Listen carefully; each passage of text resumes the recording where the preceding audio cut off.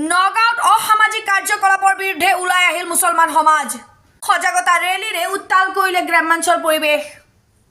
সমগ্ৰ ৰাজ্যৰ লগতে নগাঁও জিলাতো অব্যাহত আছে নিষিদ্ধ ড্ৰাগছৰ প্ৰচলন।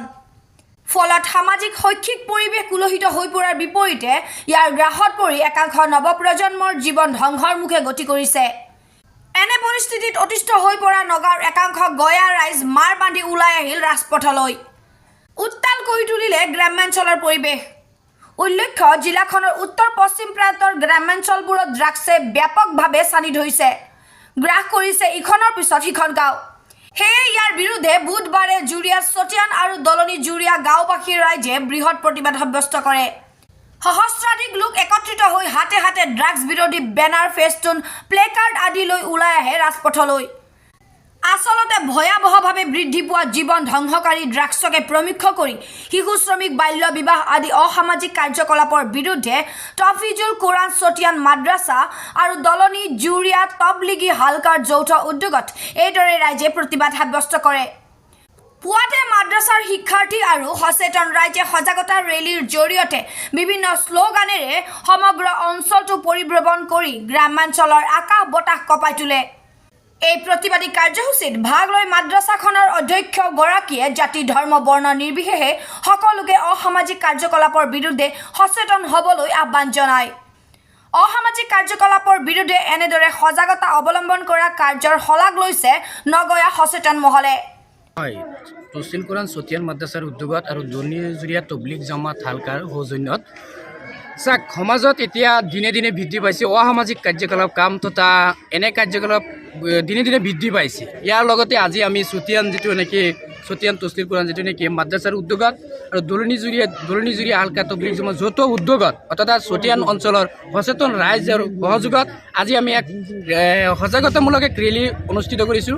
ইয়াত ৰাইজে সকলোকে ওলাই আহিছে স্বতঃস্ফূৰ্তভাৱে আৰু সকলোকে সহযোগ কৰিছে। আৰু এটা কথা ক'ব লাগিব, যেতিয়ালৈকে ৰাইজ জনসাধাৰণ সচেতন নহ'ব, আৰু এটা কথা আছে কোৰাণৰ মাজতো আছে ইকৰা মানে পঢ়া, যেতিয়ালৈকে আমাৰ ভিতৰত শিক্ষা নাহিব, শিক্ষাৰ কথা যেতিয়া নেকি সমাজ জাগ্ৰত নহ'ব, শিক্ষাৰ প্ৰতি যেতিয়া মানুহ আগ্ৰহ হ'ব, শিক্ষা যেতিয়া হ'ব, তেতিয়া লাহে লাহে কি কৰিব আৰু জনসাধাৰণৰ ড্ৰাগছ নিৰ্মূলৰ ক্ষেত্ৰত ৰাইজে সজাগ হ'ব লাগিব, সচেতন হ'ব লাগিব। জনসাধাৰণৰ প্ৰত্যেকজন যিসকল ফেমিলিক ড্ৰাগছ সেৱনকাৰী আছে, ড্ৰাগছ পেডলাৰসকল আছে, সেইসকলে আৰক্ষী প্ৰশাসনক সহযোগ কৰিব লাগিব। আমি বিভিন্ন সময়ত দেখা পাওঁ যে আৰক্ষী প্ৰশাসন কঠোৰ হ'লেই নহ'ব, জনসাধাৰণ কঠোৰ হ'ব লাগিব, সচেতন ৰাইজ কঠোৰ হ'ব লাগিব। যিসকলৰ ফেমিলিত পৰিয়ালত আমাৰ ড্ৰাগছ সেৱন কৰি আছে, ড্ৰাগছ পেডলাৰ আছে, সেইসকলে আহি আৰক্ষীসকলক সহযোগ কৰিব লাগিব। আৰু আমি স্বতঃস্ফূৰ্তভাৱে ছবি ওলাই মাৰ বান্ধি থিয় হ'ব লাগিব। যেনেকৈ শিক্ষা হৈছে আমাৰ মূল উদ্দেশ্য, ঠিক তেনেদৰে সমাজৰ পৰা অন্ধবিশ্বাস, কুসংস্কৃতি কেনেদৰে আমি বন্ধ কৰিব লাগিব, এইটো আমাৰ মূল লক্ষ্যত উপনীত হ'ব লাগিব।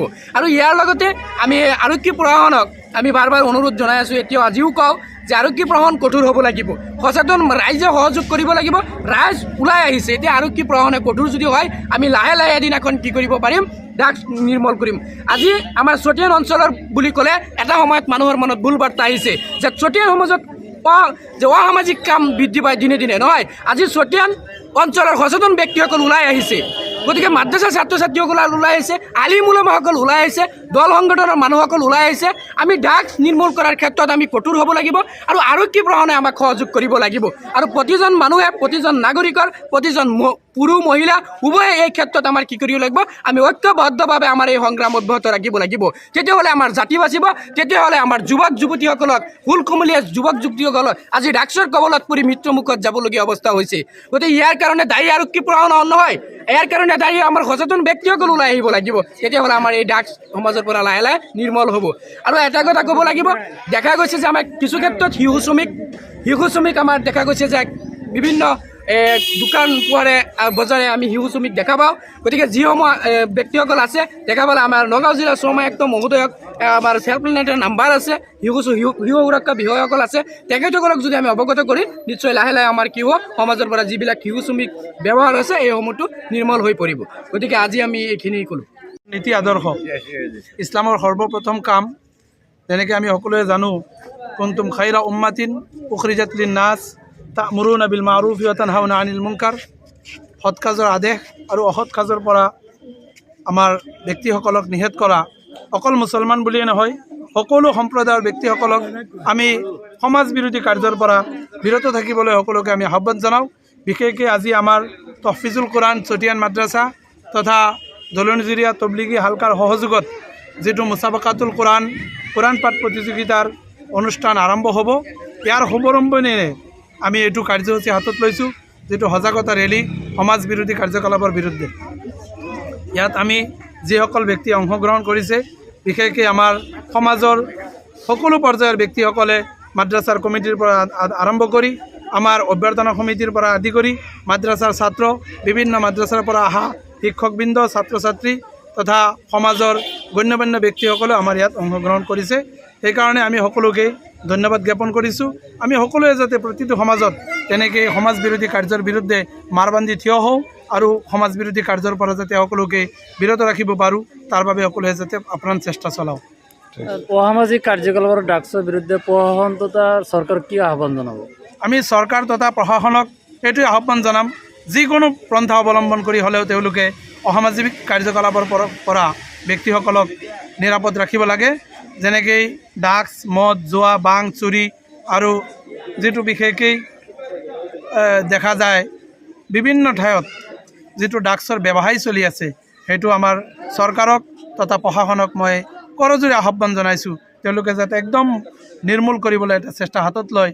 এইটোৰ কাৰণে আমি আজিৰ এই প্ৰগ্ৰামৰ সকলো ব্যক্তিসকলে চৰকাৰক বিনম্ৰভাৱে অনুৰোধ জনাইছোঁ।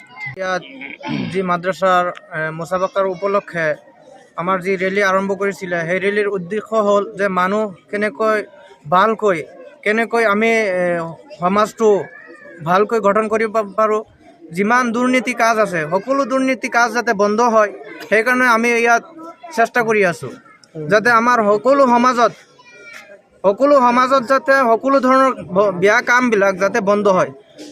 আগতে আমাৰ এই মাদ্ৰাছাৰ পৰিচালনা কমিটিৰ হাফিজ আনছাৰ চাহাবে কৈছে যে আমি চৰকাৰক আৰু প্ৰশাসনত এইটো নিম্ৰভাৱে আমি আহ্বান কৰি আছোঁ যে তেখেতে যাতে আমাৰ এই কাৰ্যকলাপৰ ওপৰত গুৰুত্ব দিয়ে আৰু আমাৰ এই সমাজত যিমান বেয়া কাম চলি আছে, সকলো বেয়া কামক যাতে তেখেতে চাইখিনি তেখেতে কি কৰে, বন্ধ কৰিবৰ কাৰণে চেষ্টা কৰে। তেখেতে যদি চেষ্টা কৰে তেনেহ'লে আমাৰ এই কামটো আগবাঢ়ি যাব, আমাৰ এই সজাগতা ৰেলীবিলাক আগবাঢ়ি যাব, আমাৰ এই কামটো সফলতা হ'ম আমি। সেইকাৰণে আমি সকলো আমাৰ এই পৰিচালনা কমিটিৰ পৰা, আমি মাদ্ৰাছাৰ ছাত্ৰৰ ফালৰ পৰা, আমাৰ শিক্ষকসকলৰ ফালৰ পৰা আমি চৰকাৰক আৰু প্ৰশাসনক এইটোৱে আহ্বান কৰি আছোঁ, তেখেতে যাতে আমাৰ এই সজাগতা ৰেলী য'ত হয়, তেখেতে যাতে এই সজাগতা ৰেলীৰ ওপৰত গুৰুত্ব দিয়ে। নগাঁৱৰ পৰা জয়ন্ত মুদৰ প্ৰতিবেদন ইত্যাদি A to Z।